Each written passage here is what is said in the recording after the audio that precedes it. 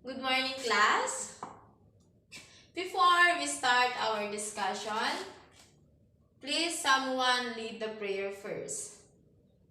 Okay, you may lead. In the name of the Father, the Son, the Holy Spirit. Amen.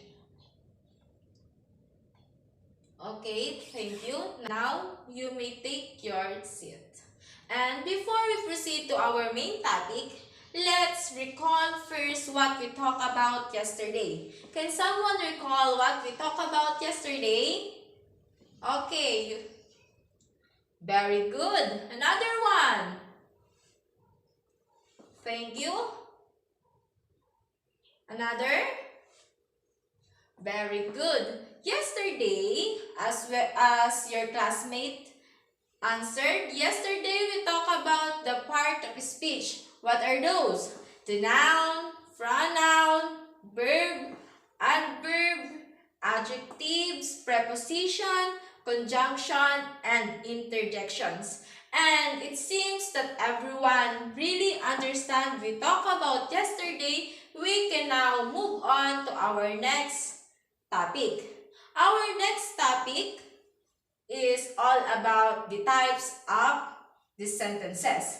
But before that, let's know first what is our learning objectives. Of course, objectives at the end of the lesson, the student should be able to. Number 1, please read. Okay, thank you. Identify the 4 types of sentences and its meaning. Please read the number 2. Okay, thank you. Formulate sentences using the 4 types of sentences. And the last one, kindly read. Okay, thank you. Display respect for the ideas and opinion of the others.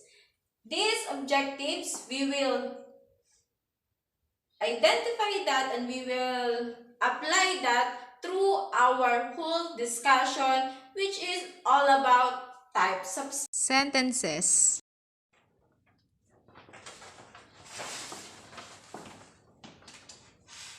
And now, let's talk about what is the types of sentences. Okay? But before we talk about this type of sentences, let's have first your activity. For your activity, make your own sentences in any form of sentences, whether it's about asking something or you're asking question, it's up to you. Then later on, you will present your words. Okay, you have 5 minutes to make your sentences. Okay, is everybody done? Now, who wants to read first their word? Okay, you may. Okay, thank you. Your sentences is what type of sentences? What do you think? Imperative. Okay, thank you. Very good. That's correct. Another one. Okay, thank you. What type of sentences? What do you think? Oh, it's interrogative. Okay, thank you. Another one. Very good. It's declarative. Next. Okay, thank you. And your sentences is? Okay, that's correct. Exclamatory sentences. Another? Okay, another interrogative sentences. Okay.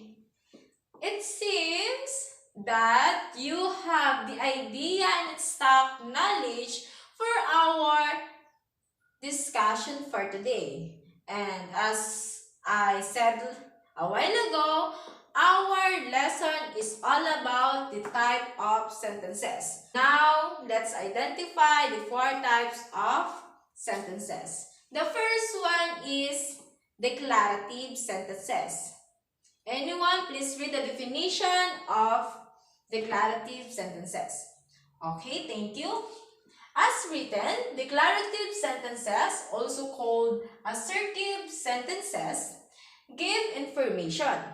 They may state fact or an opinion.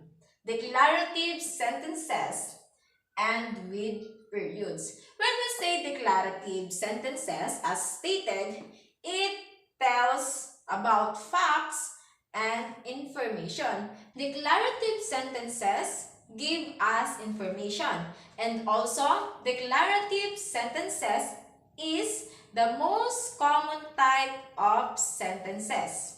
Just like this example, I like coffee. It is declarative because it is stating the fact. And another one, declarative sentences can be positive or negative. How come? Like this example, I like coffee. In that statement, it is positive. While this, I do not like coffee. And it is negative because of the word do not. And the usual word order for the declarative is subject plus verb. Let's analyze this sample. We watched TV last night. And please identify which is the subject in the sample sentences. Okay, thank you. As you said, the subject in the sentence is we. And the verb, anyone? Okay, thank you, very good. Watch. Subject is we and the verb is watch. Okay? Can anyone give example sentences of declarative sentence? Okay. Very good. Another one. Okay, thank you. Now, let's proceed to the next, which is interrogative sentences. When we say interrogative sentences ask us question. Interrogative sentences end with question marks. Interrogative question often begin with interrogative words like who, when, where, why, what, and how. For example, why are you late? Another one, where is the library? Or when is your birthday? Another one is, where is your mother? And hint for interrogative sentences. Interrogative in sentences, an indirect question is a declarative sentences that tells that information was asked. It is not asking the question. Indirect question and with period. It means that not all asking or asking question can be classified as interrogative sentences. We need to be critic and understand the sentences before we judge it whether it is declarative or interrogative sentences. Let's see the example. The driver asked if we knew which way to turn. Like these sentences, it seems that it's asking question, but it's not. But it is indirect question, so it will be declarative sentences and not the interrogative sentences. And the usual word order for the interrogative is yung WH, yung interrogative words, plus auxiliary, plus subject, plus verb. Let's analyze this example. Why did you go? This is the WH word.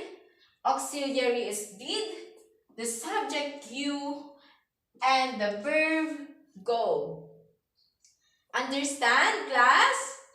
Okay, very good. Now, who can give example sentence of interrogative sentences?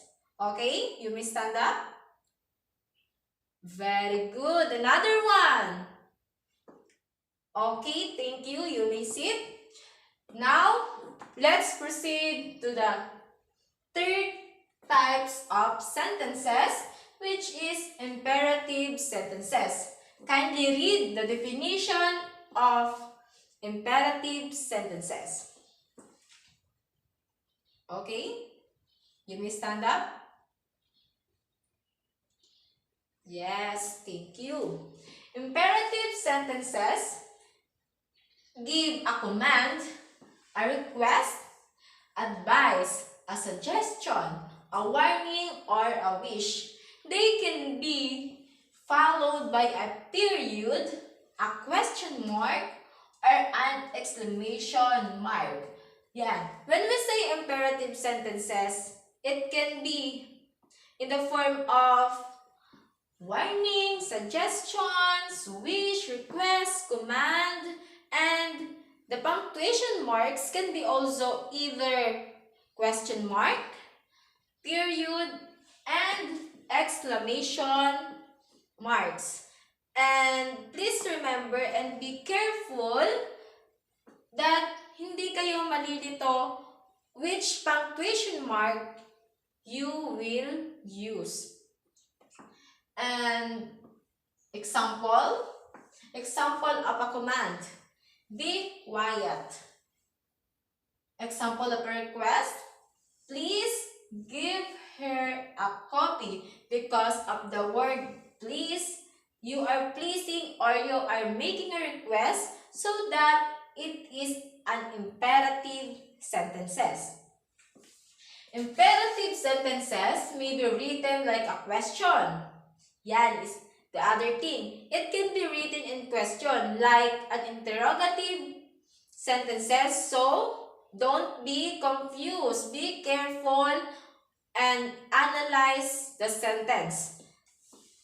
But they aren't asking anything. Example, will you please mind your manners? Okay, let's analyze the example. Look, it's end with question marks. It's like asking question, but at the same time, it is a request that please mind your manners. So it will imperative sentences and not interrogative sentences. Hint. Please read a hint. Class who wants to read?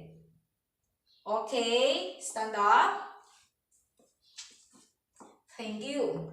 Ang hint, if a person name included in an imperative sentences, it is direct addresses, not the subject.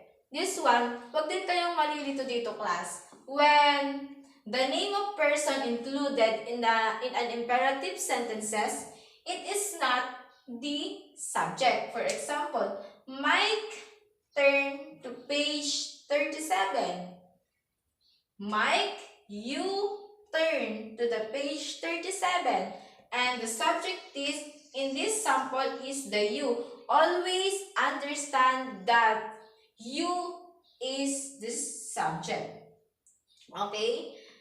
Understand? Who don't understand? Please raise your hand. None? Okay. If none, kindly give example. Who wants to give example of imperative sentences? Okay. Stand up. Very good. Thank you. Another one. Okay, stand up. Thank you. Very good. Now, let's proceed to the last type of sentences, which is exclamatory sentences. Someone kindly read what is exclamatory sentences. Class, who wants to read? Anyone? Okay, stand up. Please read. Okay, thank you. When we say exclamatory sentences, it is exclaim or show great emotion. Exclamatory sentences end with exclamation marks from the words exclamatory, exclamation. Use exclamation marks only when necessary because it's easy to overuse them. Okay. Exclamatory sentences are the other code. It's exclamative sentences. It is the same. For example, wow. It's give an emotion. Wow. That magic trick was amazing. Exclamatory sentences can begin with question words. Remember, not only the interrogative sentences only begin with question words. Also, exclamatory can begin with question words. Like for this example, how lovely to see you. Another one, what wonderful weather we are having today. Okay, is that clear? Is that clear, class? Do you understand what is exclamatory sentences, class? Do you understand? Okay, can someone give an example of exclamatory sentences? Anyone? Okay, stand up. Okay, very good. Another one. Very good, thank you. And it seems that everyone in our class understand what is the 4 types of sentences. Again, what are the types of sentences? The first one is, okay, declarative. The next one is interrogative. The third one, imperative sentence. And the last one is exclamatory sentences. And for your better understanding and easy to remember these types of sentences, so this is the simple meaning, definition, and the form, the example, and the punctuation that use in our 4 types of sentences. The types of sentences. First, the form, declarative. As we mentioned earlier, declarative is, what is the function? Statement.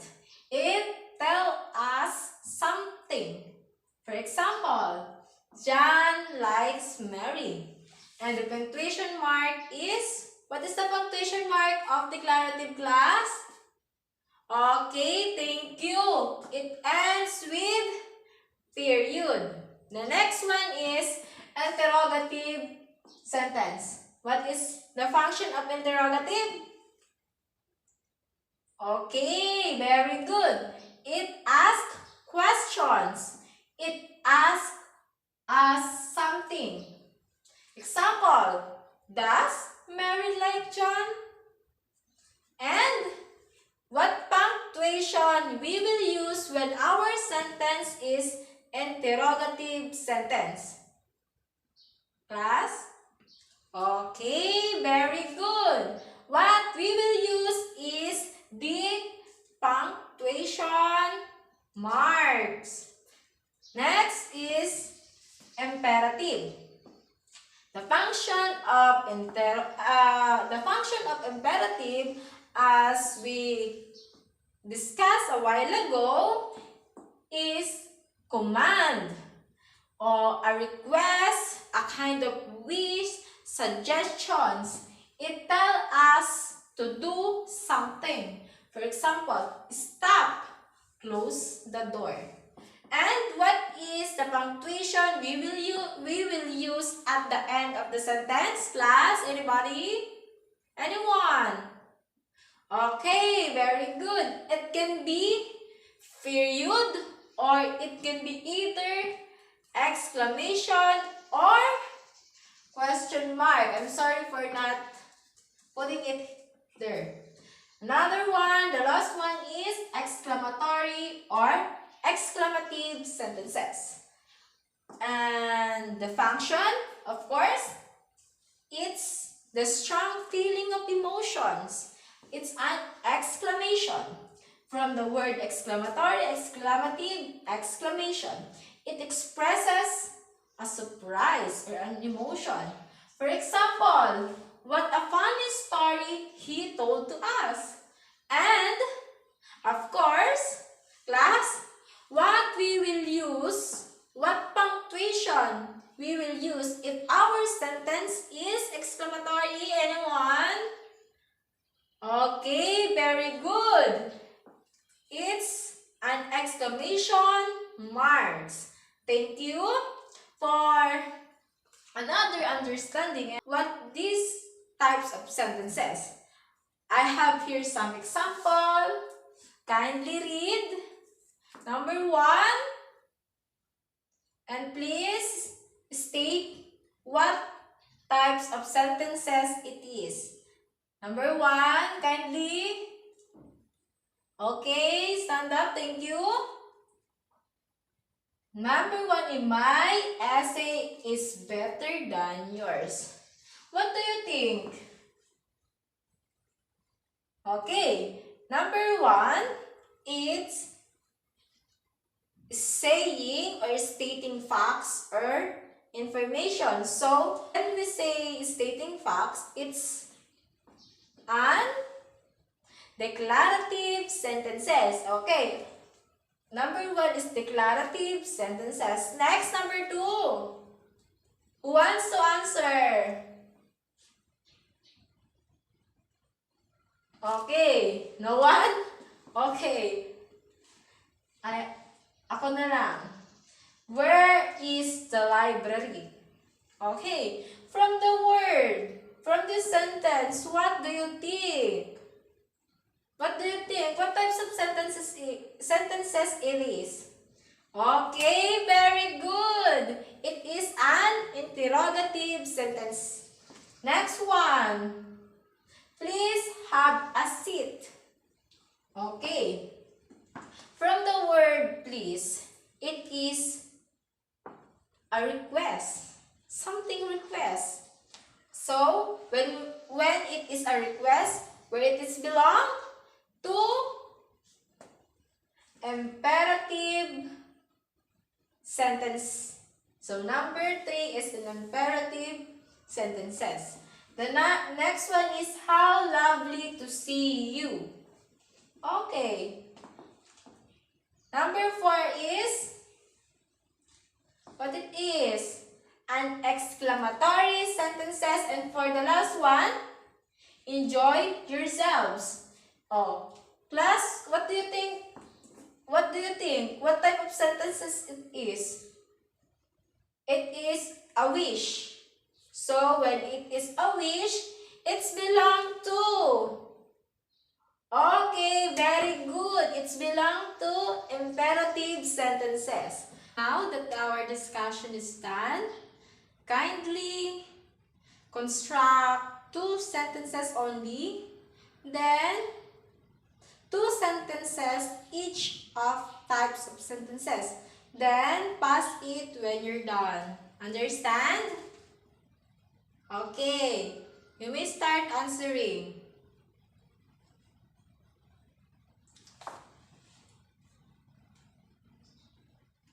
Is everyone done?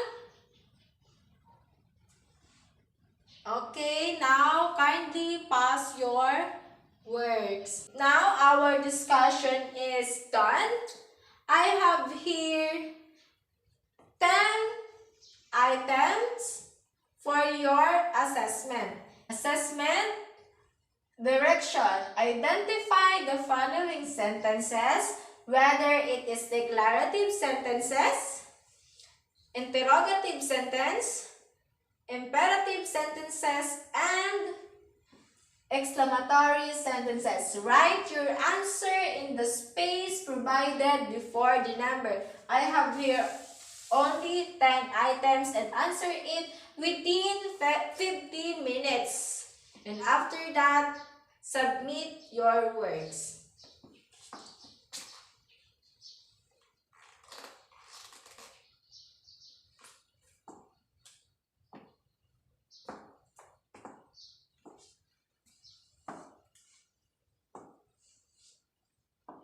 Okay? Is everyone done? Kindly pass your paper or your works. I have here an assignment for you to work on in your house. It's the part 1 is make your own sentences using the types of sentences, at least 3 for each. 3 for imperative, 3 for declarative, interrogative, and 3 for exclamatory. And the other one is identify the following sentence, whether it is declarative, imperative, interrogative, exclamatory, and also put their correct punctuation at the end of the sentences. It's only 5 items. I hope that everyone will do their assignment, and tomorrow we will check it before our class start. Okay, understand? Is there anything? Is there any question, class? You may ask if you have question. None? Okay, if there is none, you may take your lunch. Goodbye, class, and thank you for your cooperation and listening.